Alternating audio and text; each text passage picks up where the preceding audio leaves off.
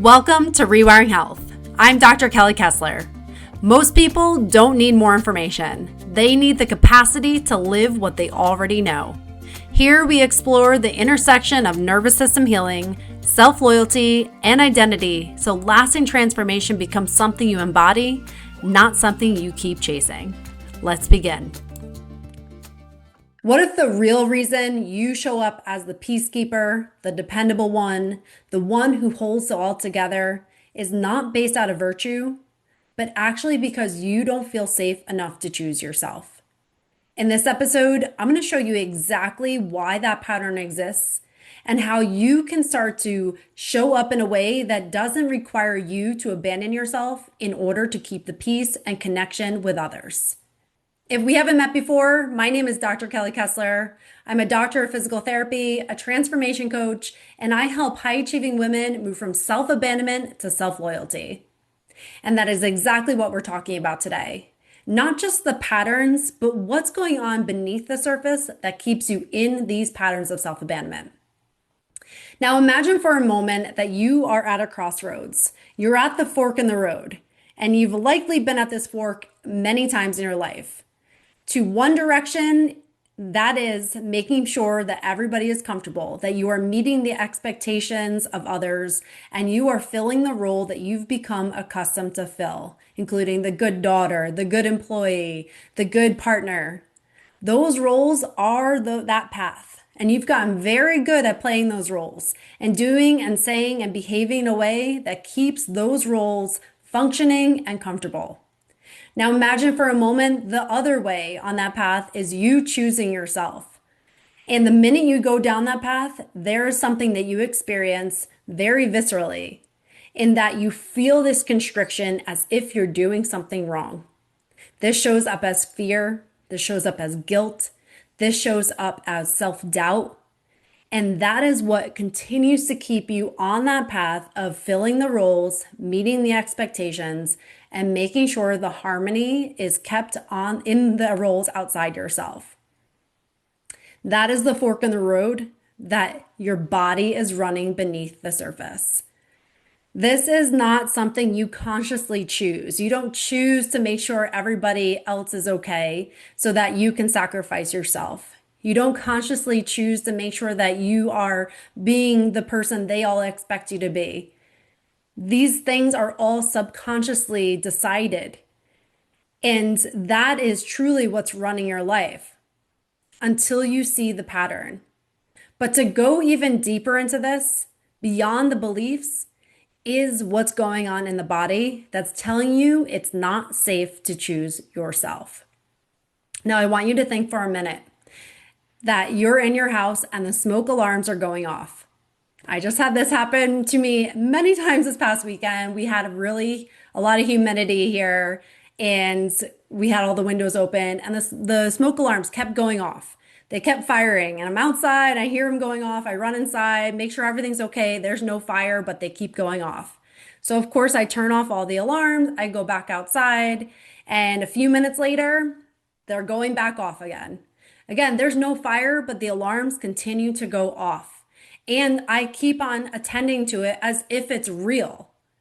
And that's exactly what happens the minute you choose yourself. Your body reacts as if it is a true threat. And what do you do to make sure that you can move on with that? You turn off the alarms. That's what happens every time you quiet down your needs to make sure somebody else's needs are taken care of.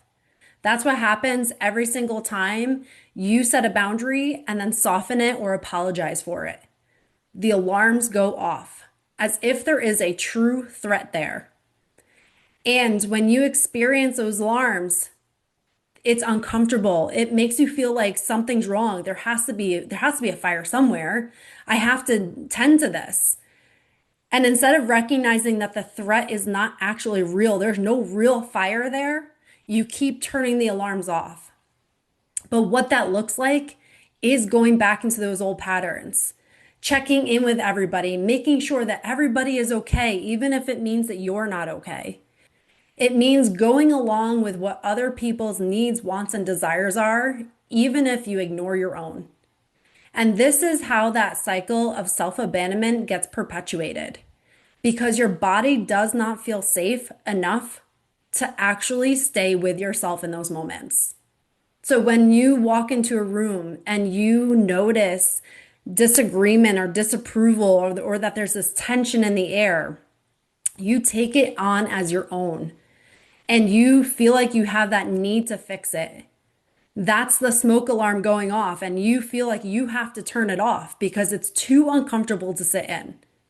And that's why you continue to go back into those patterns of taking on the burden of making sure everybody else is emotionally okay, taking on the burden that everything else is taken care of, and taking on the burden that your needs are not nearly as important as someone else's. Because you can't stand to sit in there with these smoke alarms going off, threatening as if it's a real threat to your system. Your body does not feel safe enough to choose yourself.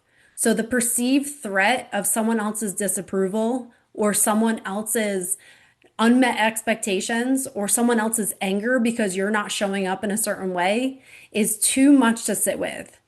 So instead of realizing that there is no real fire, you turn off the alarms and you go back into the old patterns of pleasing and appeasing, staying small, and making sure everybody else is comfortable, even if it means that you're not. And even if it means that you're sacrificing yourself, even if it means that you don't get to choose yourself another time, and even if it means you override yourself.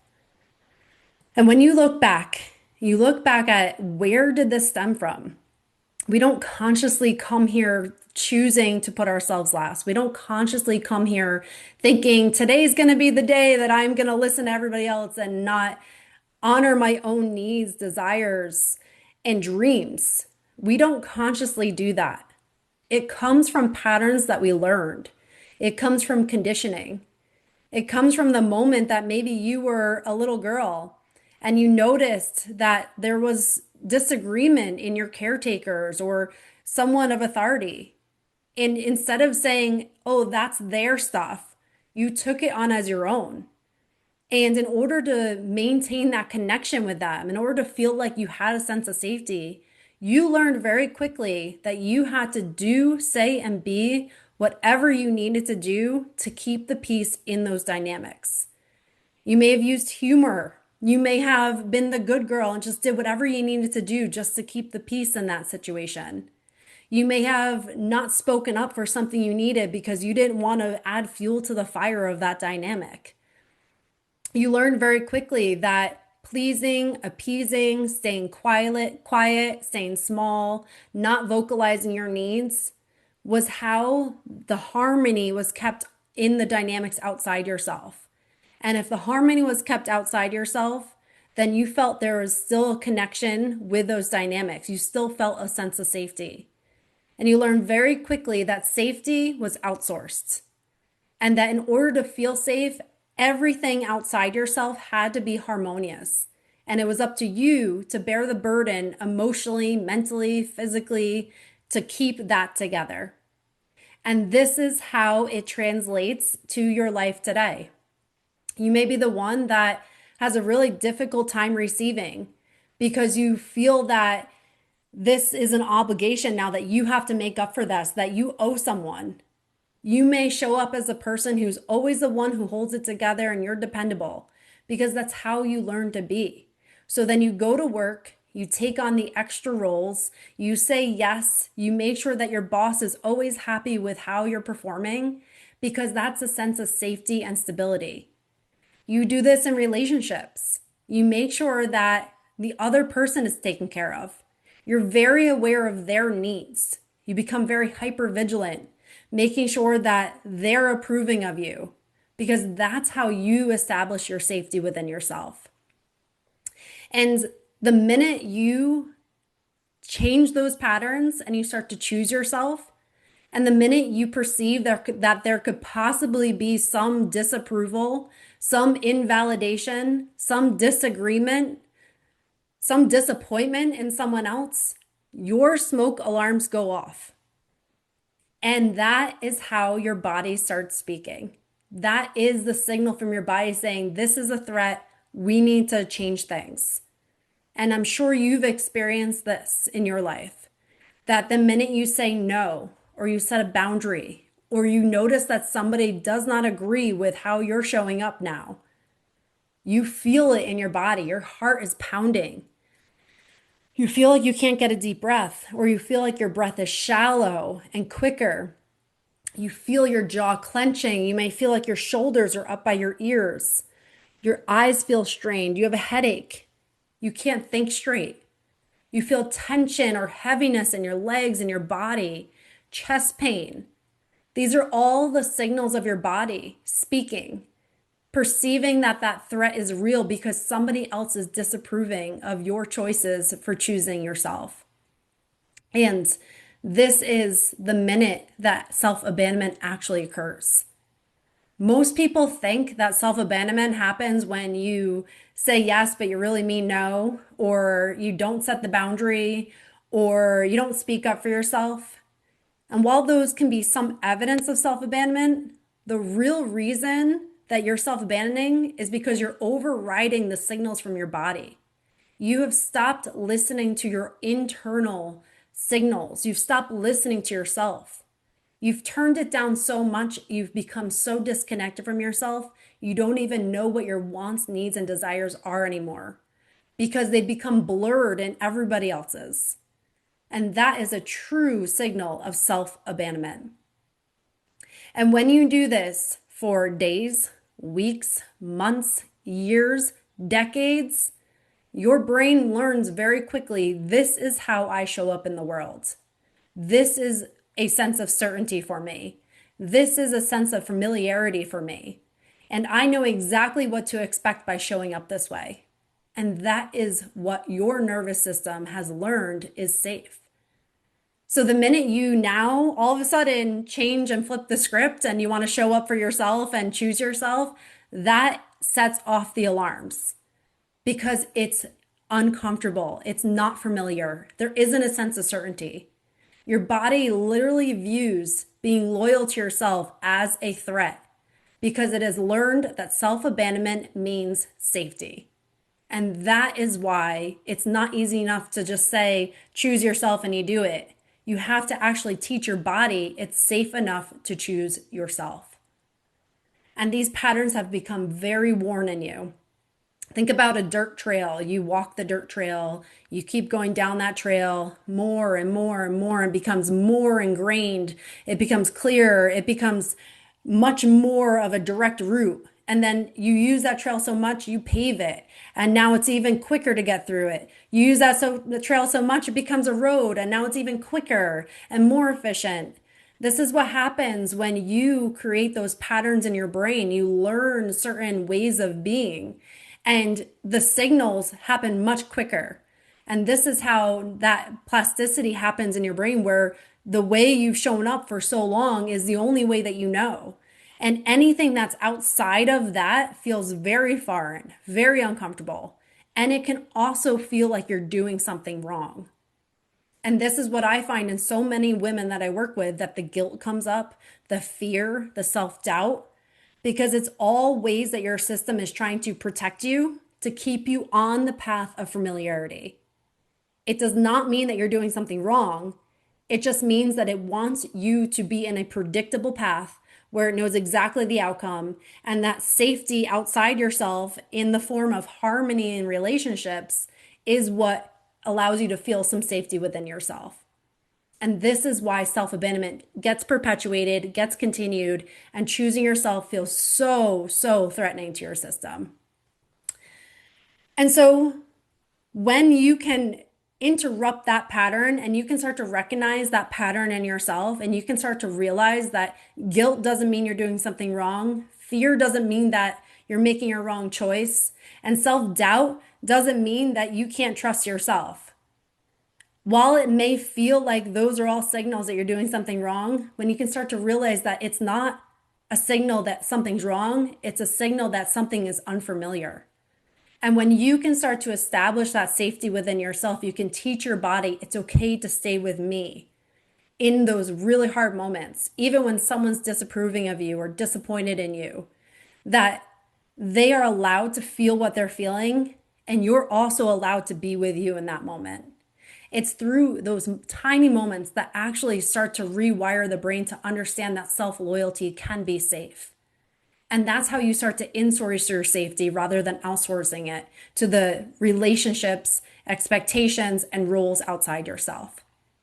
And when you start to do that, you start to create more of those pathways that feel direct, and you start to learn that truly self-loyalty is safe. It's okay to stay with you.